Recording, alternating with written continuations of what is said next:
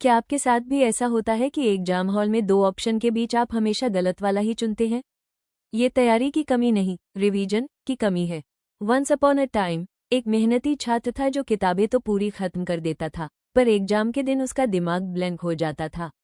Every day वो नए notes बनाता और पुराने भूलता जाता। ये साइकिल सालों से चल रही थी। अंटिल वन डे उसे नितिन सर की क्विक रिवीजन फ्रेंडली ई बुक के बारे में पता चला। बिकॉज ऑफ दैट उसने व्याख्या सहित प्रश्नों के जरिए कॉन्सेप्ट्स को दिमाग में बैठाना शुरू किया। बिकॉज ऑफ दैट अब उसे पन्ने पलटने की जरूरत नहीं थी, ट्रिक से सब कुछ याद रहने लगा। अंटिल फाइनली मॉक टेस्ट में उसके स्कोर 50 से सीधे 90 तक पहुंच गए। एंड एवर सिंस देन वो दूसरों को भी यही कहता है, smart study is better than hard study. किताबें अलमारी की शोभा बढ़ाने के लिए नहीं, दिमाग में छपने के लिए होती हैं।